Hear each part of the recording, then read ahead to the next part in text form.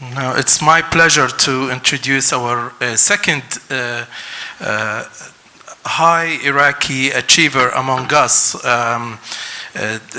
Dr. Munjid Almuderis is an associate professor, orthopedic surgeon.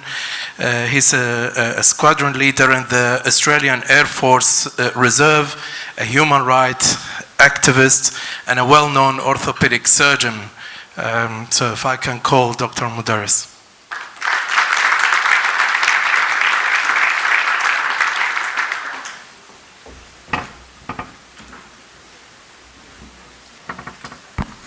Thanks very much, Sam, and thank you very much for inviting me to speak in your conference.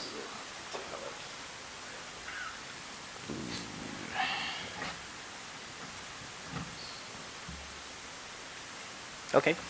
Yep. Don't worry about it. I'll find out. Good afternoon, everybody.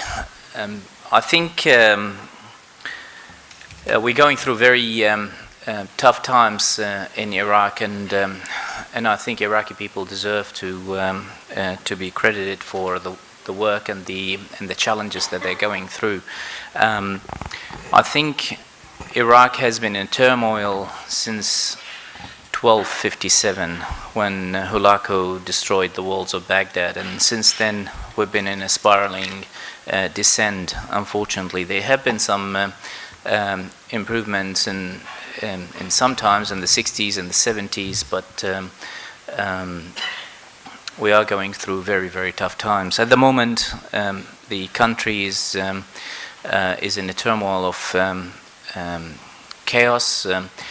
Iraqis are divided, unfortunately, and the youth have risen up and went down to the streets, calling for their rights, simple rights: education, electricity, water, jobs. And there are a lot of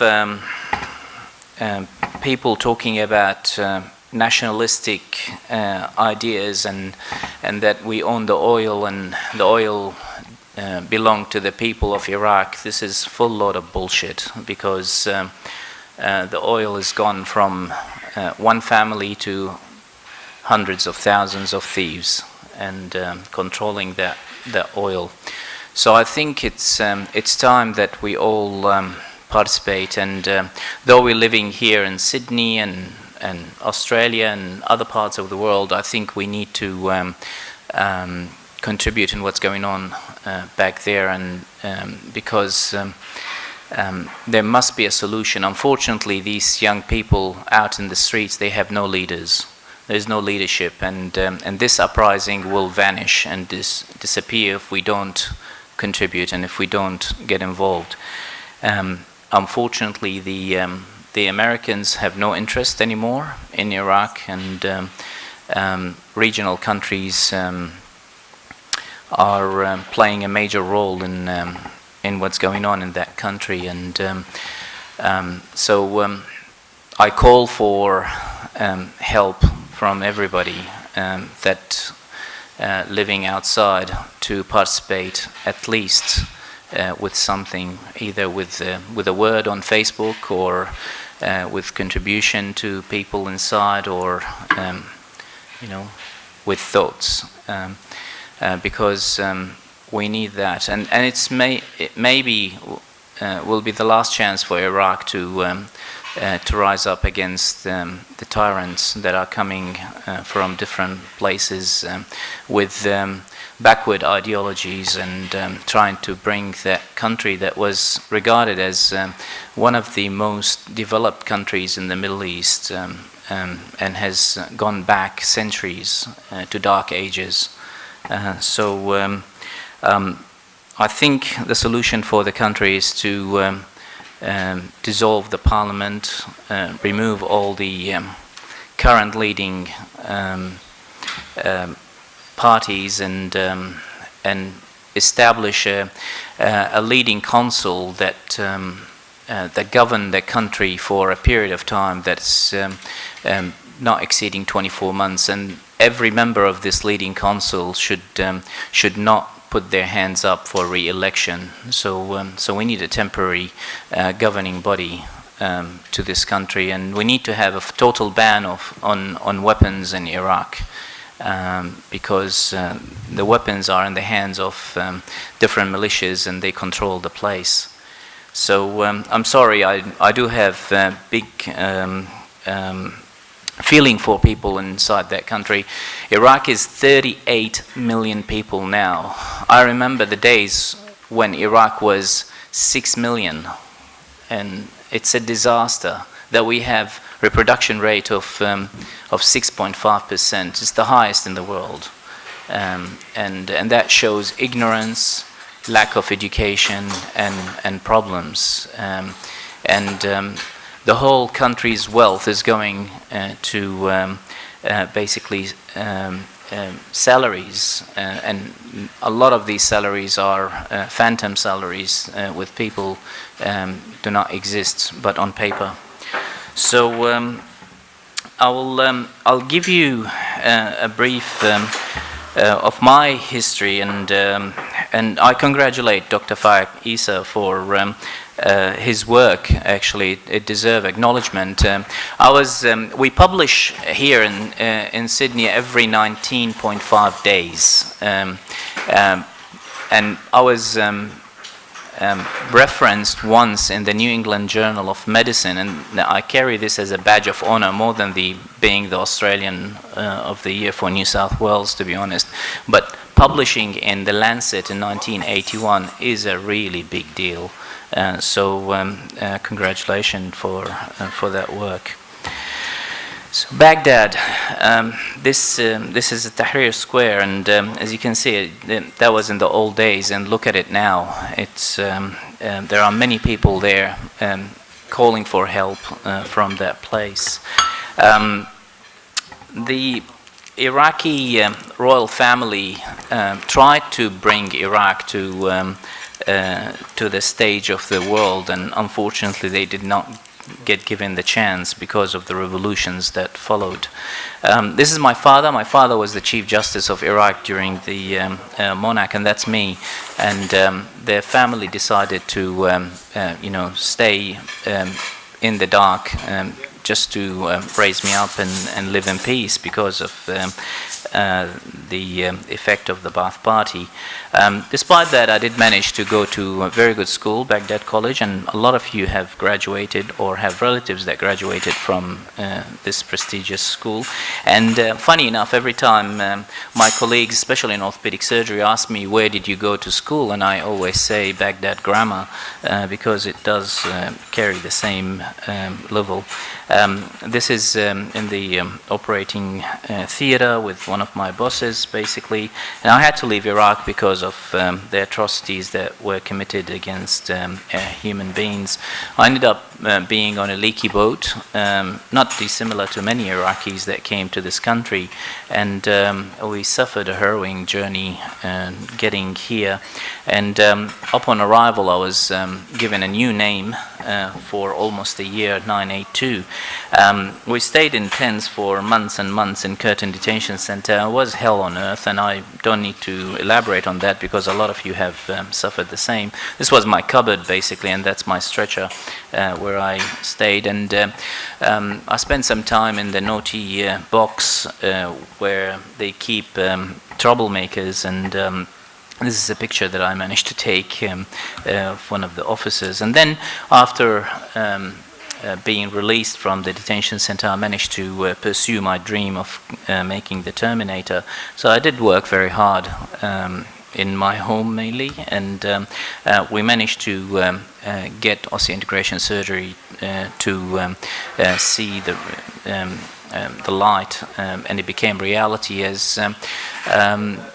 as many things in medicine for centuries have been treated in a different way, and we came up with this new idea of directly implanting a prosthesis into the residual limb, following the work that has been done in dentistry for decades, basically. And I give the credit to dentists. They most of the time they are ahead of us.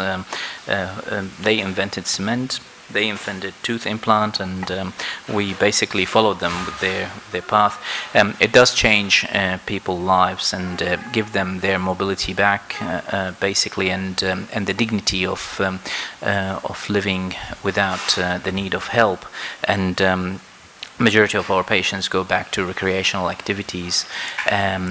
We expanded on the work with basically upper limb technology, where we integrated the brachial plexus with the robotic arms, and you can see the band that this guy is wearing. He's one of my American patients. And it becomes mind control prosthesis, where he think about moving his limb, and the limb obeys his commands. And well, I have few ideas about hooking the arm with Swiss Army knife and camera and all sorts of stuff, and maybe detach and go and get a can of beer from the fridge and bring it back to him, but we'll see. And then I get bored very quickly, so I received a phone call. One day I was going to Cafe Sydney in the city, and I received a phone call from international destination, and someone was calling, Dr. Munjid, and I said, yes, it is Dr. Munjid, and I was a bit rude because he didn't introduce himself, and was on the hands-free in the car, and he said, well, I need to talk to you, and I said, what can I do for you? And he said, well, the Iraqi Prime Minister, was Abadi back then, would like to speak to you about coming back to Iraq to help us. And that was the first call I received. It was in early 2017. Mind you, in 2008, and when I went to Dubai, and there was the Arab Health conference where I met the Iraqi delegate, and funny enough, there were representatives from all around the world, and the Iraqi delegation was the only delegation that has pictures of their leaders, like it was Jalal Talabani and Maliki, and I mentioned it, and I said, have you noticed that everybody put their flags except you guys put pictures of your people? And he said, oh, we are honored to have them as leaders. And I said, yeah, and you were honored to have Saddam Hussein as a leader as well, so there is no hope for this country. And then I said, apart from the politics, I'm happy to come and help Iraqis in Iraq, and I'll pay for my trip, I'll pay for my staff, just provide me a hospital to work in, and security. And he said, and what's our cut? And I said, I don't know if you get what I'm saying. I'm giving you this for free, so you can have 25% off the zero. And so there you go. And he said, well, write me a letter, and I'll take it to the Deputy Minister of Health, and the Deputy Minister of Health will see if it's worthwhile doing, and then we'll write back to you. And I said, well, I'm sorry, I'm in the wrong place. But then things changed. We received this phone, and to be honest, it was, I think, February, and I called my staff, and I said, cancel our work for that period of time, and then I booked my flight straight away without hesitation. I was in Baghdad within a month, basically, to see the place. And this is what we do, basically, and we take staff with us, and I fund everything myself, because I don't want to be, tinted with allegations that we're getting support from any organization. We work at Ibn Sina Hospital, and funny enough, for some reason, Iraqis are so suspicious people. I went there, and the first person spoke to me. He said, "Oh yeah, you all come here to take our wealth, because we are a very wealthy country." And I said, "I don't think you get it, mate. We what I earn in one day in Australia, it's equivalent to whole salary of your hospital, you idiot." But anyway, but that's the mentality of these people, and then you see posts on Facebook from Iraqis inside, and they say, "Oh yeah, Munjid has no work in Sydney, that's why why he come and try to learn with them and get trained with our people. So obviously you get all these kind of people, but that doesn't stop us. The main thing is that to serve these people who are needing the help, and unfortunately there are opportunists, and there are people who want to take advantage of the help, and parties, and always try to take the opportunity to promote themselves. But regardless, we do a lot of work. So we have been to Iraq 7 times, and every trip we stay for a week or so. One trip we stayed 3 weeks, and we exhausted the whole system over there, and we drained every resource they had. So we were not going to do that again. I cancelled the trip in August, unfortunately, because of the sanctions on Iran, which you might ask yourself, why the hell, what does this has to do with it? Yeah, it does, because Iraq is the little backyard of Iran at the moment. So anything affect Iran, affect Iraq. But in December we will go again, and mainly to treat victims of the uprising now. So on average we do around 80 to 90 cases. We've done 554 operations so far, and we have seen more than 4,000 patients in Iraq in these 7 trips.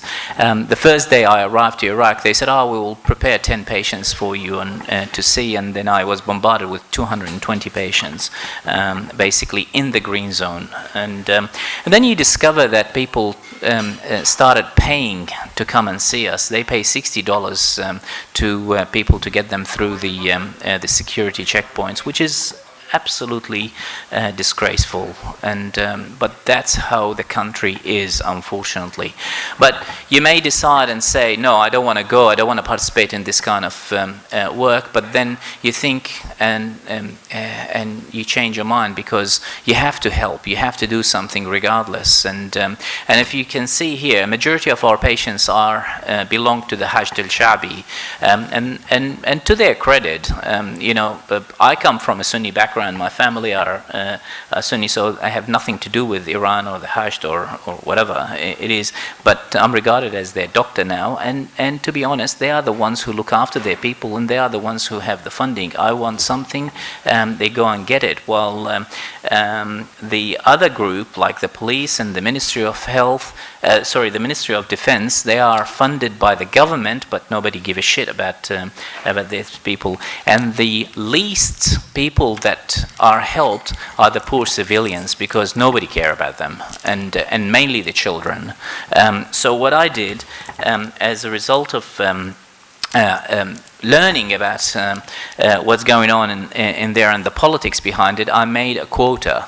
And I decided that for every 2 Hajj or military, I treat 1 child, and otherwise I would not operate. And I forced them to bring civilians in to the place. Majority of the patients, unfortunately, are males, because they are blast injuries, or females. They just sit at home and they don't get to see us. And you can see a lot of the treatment are complex lower limb injuries, mainly from bullets and landmines. And so we did a lot of reconstructive surgery and a lot of osseointegration surgery, and a lot of people thought that we're crazy by doing this high-end technology to people who are living in Iraq, that majority of them have no education and cannot read and write, and they live in the middle of nowhere in villages. But the problem is, these people, if they don't get access to this technology,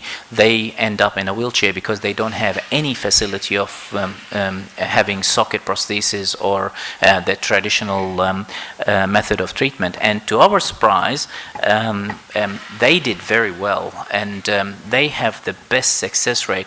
And funny enough, one of our contraindication for the surgery is smoking. So I saw the first 50 cases, and they were all smokers, and I said, no surgery for you. And then someone nodded on my shoulder and they said, by the way, all of our patients are smokers. So we called them back, and we did 154 osseointegration surgeries. 152 of them are smokers, so 2 were non-smokers, and I advised them to take on cigarettes so they don't affect our statistics. And you can see all these shrapnels in there, and we try to bring our technology to sorry? From doing hip and knee surgery on Australian patients. From doing hip and knee surgery on Australian patients. So I funded myself. So basically, and Munjid, you know, can you have just 2 minutes? yeah, sure. We do physiotherapy, and we try to bring the work that we have, and that's Claudia, my partner, is set up a good rehabilitation program for them, and she tried to practice in Arabic, and she's learning Arabic, and then you can see, and she started getting covered as well, and basically with the rest of the people, and you can see the smile on these people's faces when they get the treatment. So it does make us feel very worthy of the work, and this is their basically wound care management, and there is nothing better than the Iraqi sun, basically, and we treat a lot of patients with significant amount of injuries. And then we moved on to, and you can see, I challenge anyone who can tell me which leg is the amputated leg for this patient. And when you look at it, he has both legs gone, basically. So we made a lot of friends and we made a lot of enemies. So I think the next trip or the trip after I might get killed, but it's worth it. And then we started treating a lot of injuries, but at the same time we have a lot of fun. We go and visit shrines and marketplaces, and we are surrounded by security. And one day I was and sorry, Sam. One day I was asked by one of the nurses, and he said, "Oh, you're going to this place tomorrow. How many people will be with you, and which way are you going?" And I said, "Why are you asking that question?" He said, "Maybe I have some connection with Asaib, and they might take you for ransom." And as simple as that. But we feel more comfortable that the Australian embassy is next door to us, and they welcome us, and they've been very generous with us. That their door is open to us all the time, basically, and we took a lot of technology that is cutting edge in the world, like muscle and cage treatment in Iraq. But what makes a huge difference is treating these children, and you can see the deformities that these kids have. This is one of Bowie's. We call him Bowie basically because he has bowed legs, and unfortunately, a lot of these patients get sent to on the expense of the Iraqi government to Iran or India, and they get this kind of treatment. And you can see a plate sticking outside their shoulder leg. This patient, his wife was in her last trimester of pregnancy, and he's blind. He has one arm, one leg, and they fused his shoulder that way. So I chopped off his leg basically and let him walk, and that was before he was getting reconstructive surgery. We start the day at 7. We go to breakfast at 7:30. We get picked up at 8. We start operating at 8:30. We finish at 10 p.m. and then operating, and we do on average 12 to 15 cases, and then at 10 p.m. we start our clinic, and the clinic goes to 3 a.m. in the morning. So I'm sorry, I don't get use of the sleep apnea stuff. And we started doing robotic arms as well. And this guy, he's an Iraqi soldier and doesn't read, do not write, but he can operate a robotic arm. That's 1 hour after he's got fitted with it, and you can see what he can do with it. a lot of dignitaries asked us to take a photo with them, and we became important for their election campaigns, and I don't know who the hell they are, but anyway.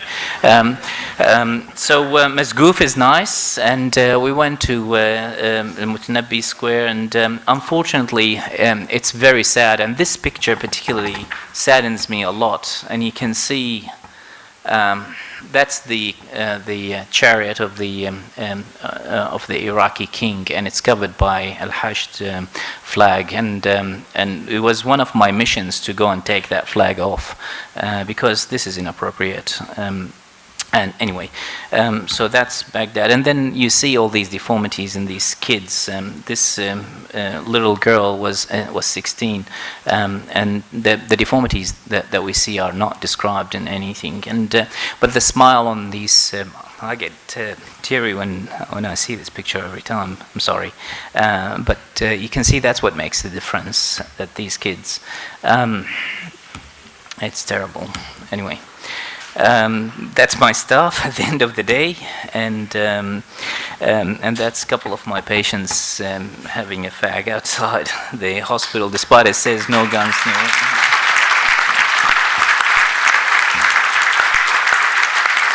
Thank you. Thank you. Great work and great journey. Thank you, Munjid, for sharing it with us, and we wish you all the best and safe trips every time you go to Iraq. I'll just introduce you with the plug of appreciation from our association to all the services you provided to Iraq.